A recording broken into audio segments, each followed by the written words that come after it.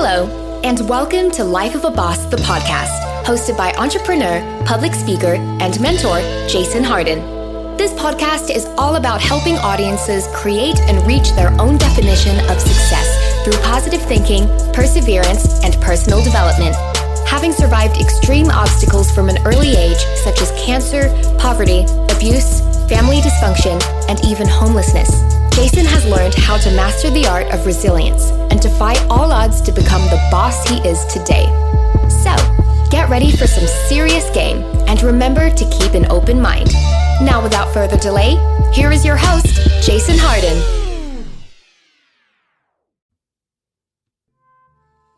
What's up, everybody? Man, my name is Jason Hardin, and welcome to another episode of Life of a Boss, the podcast. The podcast all about creating and living your own definition of success through positive thinking, perseverance, and above all else, personal development. It all starts with self, y'all.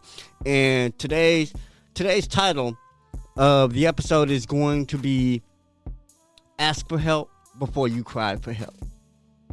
Let me repeat myself.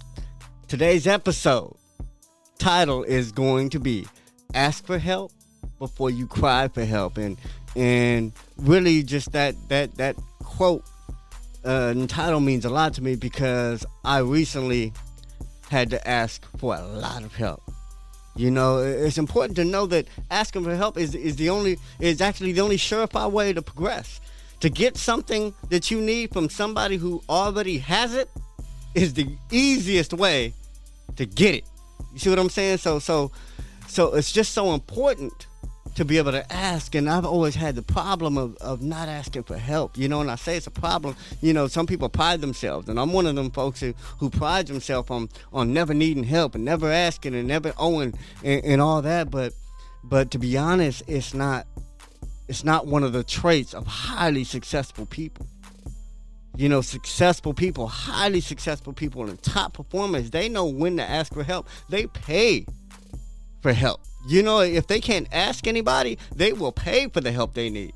They will pay a trainer. They will pay a nutritionist. They will pay a physical therapist. They will pay a counselor, any type of psychologist or anything. They will pay for the help they need. They will pay for the right doctors. They will pay for a new heart, whatever it takes. There's some people that are highly successful that will pay for everything they need, and that's how they got there. So I just want to stress that it's so important to be able to ask for help. And recently I've had a medical issue, and really, to be honest, I had brain surgery like 3 weeks ago. And it was a cystic tumor they found in my cerebellum, and they had to get it out.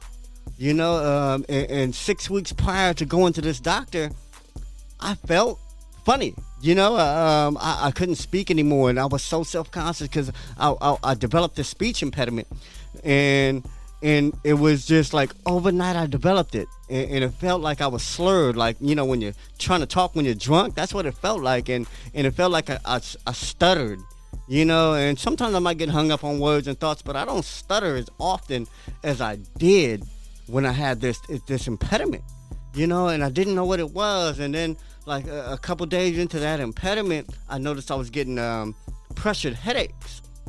You know, like I would have these tension headaches, you know, and every time I sneezed or laughed or coughed, I could feel a shock wave of this weird tension and pain go up the back of my neck into the back of my head.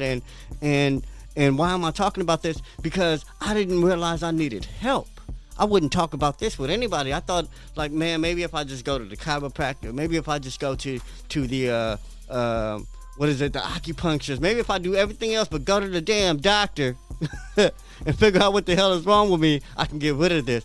And man, my girl, you know, she, bless her heart, you know, got me brand new pillows and massagers and all kind of stuff to kind of help alleviate the pain, because she was the only person I really told that I didn't feel right. You know, I was telling her that she was the first person I told she was the only person I told any of this to. You know, I didn't tell anybody that I can't speak right. You know, I maybe towards late in the game, towards the end of it, right before I went to the hospital. But I didn't tell anybody that I couldn't speak right. I didn't tell anybody that I was getting dizzy every day. I didn't tell anybody that I had these issues, and therefore nobody told me what to do. And sometimes you just don't like being told what to do, but nobody told me what to do. Nobody said, I didn't give anybody a chance to. And the thing is, my girl was the only person that was telling me, and she said, well, you know what, maybe you should see the real doctor. Even my acupuncture doctor told me to, see if Western medicine, let them rule out anything that's major, anything that we can't help you here. But let me give you some relief. So I'd go there, he'd give me some relief, some pain relief or whatnot, and some circulation to my brain or whatnot. But he wasn't, but it wasn't helping. And it was because of that Western medicine, really that CAT scan and that MRI that showed the doctors exactly what I needed. And I'm saying all that to say this, that through this time period, this 6 weeks, even though I try not to tell nobody or worry nobody, I didn't even tell my mama. I still ain't told my mama that I had surgery. Man, I don't want to worry her. But even though, going through all this, I needed so much help. Even though I didn't tell nobody what was going on, people had to pick up the slack around me, and they didn't even understand why, and not everybody, like, first of all, my girl, she was one person that really helped me handle business and really was able to act and think like me at full strength when I was just miserable. I'm serious. I would just do whatever mandatory, necessary work I had to do, whether it be orders, whether it be clients, whatever it is I had to do, and I would go home and go to sleep, because sleep was like the only time I didn't feel it. It was the only time I didn't feel that sensation. So anyway, I had to ask for that help. I had to ask, can you do this, baby? Can you pick up this? Can you go this? I don't feel like, man, can you help me set up? I mean, we were setting up pop-ups and all that with me feeling like absolute crap. And she be right on the side of me, just picking up the slack, doing it. And I'm thankful for that. But I had to ask for that. There was a lot of things she just did and I didn't have to ask for, but some of the real things that I really needed help with that she may have not have known or didn't know how bad I was feeling enough to realize that, man, I didn't want to do this or couldn't do this, I had to ask her for it. I had to tell her. Even if I didn't ask her, I had to just open up and tell her, like, man, I'm not right. And it got so bad. The dizziness got so bad, and that really made me go to the doctor. I checked myself in, really. I committed myself. I went to the emergency room knowing they were going to keep me, and they did because they found something. But I still had to ask for help again. I had to ask doctors for help, man. They were wondering why I didn't come in earlier as soon as I started talking funny. And I should have asked for their help a long time ago, 6 weeks earlier. I wouldn't have had 6 horrible, miserable weeks of my life. Or the surgery of cutting in the back of my head and all that. So I wouldn't have had to go through all this. Or maybe I'd have went through it earlier and saved 6 weeks of my enjoyment of my life, of my productivity, of where I needed to be. But the point of all that is, and just I just wanted to know that I relate to not wanting to ask for help, but having to. And the point is, I want you to not want to ask for that help, if that makes sense. I want you to want to ask for help. I want you to be open to letting people know that you need help. Be vulnerable. And even coming out of that, it was just like the love and the donations from people. People donated to me. And I would, man, I can't believe the response I got, knowing that many people really care, and I thank all of you, each and every one of you, the people that were anonymous, I thank y'all know who you are. Nobody else do, but y'all know who you are. And I just want to thank you, because like I said, it was another time that I needed help. I've never been in a time to be comfortable with that. And it's amazing how much that helps, because since I've never been comfortable asking, I never knew sometimes the good it does, the stress that gets alleviated, the things you can free up, the resources and time and energy and strength you can free up to fight a different battle, a better battle that's meant for you, a battle that you can't get no outside help to fight. You have to do yourself. And there's all kind of battles like that. We face them each and every day, but we have to free ourselves up to be our best selves in those battles. And the only way to do that is ask for help when we need it, and for things we're not so good at, things we can't fight alone. We can't fight everything alone, so that's when we have to ask for help. And I just wanted to share with you some tips on when to ask for help and how to ask for help. And let me get my notes. I got some show notes. All that was off the cuff. That's why it ran so long. But yeah, I got some real tactical advice that you can actually put in play to progress further and in less time by learning the power of asking for help. And my first example of when to ask for help, my first tactic on or a piece of advice on when to ask for help is when something is causing stress, anxiety, or depression. If you have something causing you stress, anxiety, or depression, you need to ask for help. Whether it be asking for help for whatever you're stressing about, whatever you have anxiety about, or whatever is making you depressed, asking for help with that issue, or asking for help with feeling that way, talking to somebody, asking for therapeutic help, asking for some therapy. The whole point of mental health is communication, and we can only check or fix how we communicate with ourselves, because that's what the most important communication is communication with yourself. And you can only fix that if something's wrong with it if you address it or speak to somebody about it. Because we could be telling ourselves all kind of things that aren't true. I'm not good enough. I'm not smart enough. I'm not talented enough. I'm not well spoken enough. There's all kind of lies we could tell ourselves. They're just that. They're lies. Because anything that we put any effort into doing, we can become. We can learn. We can get done. We can accomplish. So any miscommunication between you and yourself has to be confronted and fixed and resolved. And that comes from asking for help. Asking for help. Knowing when you need to talk to someone. Knowing when you need resources that you don't have and somebody else has. So when you're feeling anxious, depressed, or stressed, ask for help. Second example of when they ask for help is when you are unqualified or unequipped. And that means if you don't know how to do something, ask for help. I'm going to just sum it up right there because I don't want to take up too much more of your time. And my third tip on when to ask for help is when you don't know where to start. Be honest with yourself. There's a lot of things that you want to do or want to know how to do, and you know exactly where to start as soon as you want to know how to do it.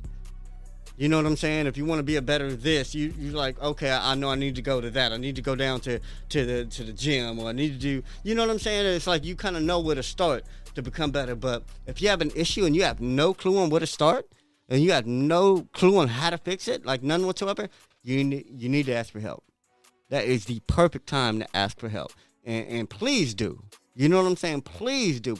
All this is going to make, I think all this advice, it benefits me too. So don't think I'm not being selfish out here trying to help people, because I do genuinely want to help people so they won't have problems. But I like helping people too, so I don't have problems. The more good people we put out there in the world, and the more great entrepreneurs and human beings and philanthropists and nonprofit organizers, and the more great people we put out there, the less problems all of us will have. The less stress all of us will have, the more safe everything will be. If we had people that we could trust in medicine, and people that we could trust in politics, and people with integrity and live world-class lives and are straight bosses in these positions of power and influence, man, we can do so much better. So that's why I want the next generation, anybody hearing this, even if they're from the old generation and are willing to change, I want the people to listen to this to have some of the tools required to change for the better. That's the only reason why I do these shows. The only reason why I do these shows. Anyway, let me ask if y'all know how to ask for help. How do you ask for help? Let me give you some tips, because some of us may want help, may need help, may be willing to ask for that help, but then we get shy. We get scared. We just like, damn, man, we look for a perfect time and stuff. So let me just give you some of my tips on when to ask for help. I mean, how to ask for help. We already went through when. You just ask. Blurt it out, man. I need $500, man. I need a ride, man. Whatever it is, just openly and quickly get it out and say it. And clearly say it. And don't beat around the bush. That's number 2. Don't beat around the bush, man. Don't take people for a ride. People's time is valuable. Their attention span is valuable. The attention they give you is valuable. Me, I absolutely hate when people beat around the bush or fish. They're fishing for certain information, or they're fishing for an answer. They're fishing for help, but they asking me a million questions to get there. Like, are you going anywhere? Are you like, man? What the fuck do you want and why? And sometimes I don't even care why. Just tell me what you want, so I can get to yes or no quick. And if it doesn't make me no difference, I'm usually gonna say yes most of the time if I like you, if I respect you. But that's the whole point, man. Don't beat around the bush. People value their time, value their attention, and you'll get what you need faster done if you don't beat around the bush. Number 3, don't wait for the perfect time. How many of us wait for the perfect time to ask somebody for something? And I'm not going to lie, there are some horrible times to ask for something, but don't wait for the perfect time. Know when not to ask. If somebody just went through a tragedy, don't be like, hey, man, can I get that $20? Don't ask when it's inappropriate. And you're going to have to be the judge of that. I can do a whole show on just when. But don't ask when it's inappropriate, but don't wait for the perfect time, because there's never a perfect time to ask for anything, just like there's never a perfect time to do something. The time is always now. The perfect time is if it didn't get done 6 months ago, 6 years ago, 20 years ago, man, the next perfect time is now. So ask now. You know what I'm saying? And like I said, you'll get to where you need to be faster, and they'll get to where they need to be faster, because they be done dealt with you already. You know what I'm saying? So don't drag nothing out. Don't wait for no perfect time. Don't beat around the bush. Ask for what you need now. Another thing, share what you're learning throughout the whole experience. You know what I'm saying? And I guess that's after you get what you need, or after you ask, man. Share it with somebody. Share that you needed help. And that you asked for it, because I'm telling you, so little people really take advantage of the power of asking. So too many of us with good hearts and good intentions and good sense do not ask for help. And I just want to let you know that is not the way to be a straight boss. I want to help y'all become absolute bosses. And that means living with complete and incomplete autonomy. And that means doing exactly what you want to do. Not being on somebody else's schedule, not being on someone else's terms. You set your own terms. You live in life on your own terms. You set your own wage. You set your own hours. You know what I'm saying? Like a boss is supposed to. And that's all I'm trying to replicate on this show. And to get there faster, you're going to have to ask for help. Anyway, man, that's my show. I love all of y'all. And like I said, thank all of y'all for always supporting, always helping, always showing love and good thoughts and positive energy, man. I love all of y'all. And yeah, I'm back. It's going to be a great year, y'all. 2022. Man, whatever you need to get done, do it. And if you need help, ask for it. I love y'all. Peace.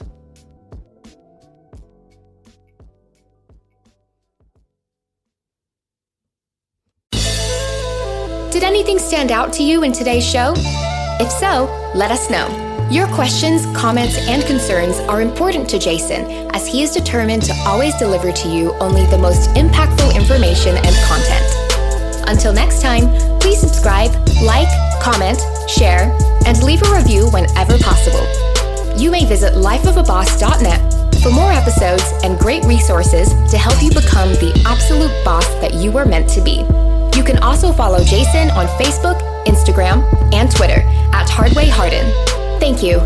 And to never forget that success is a lifestyle.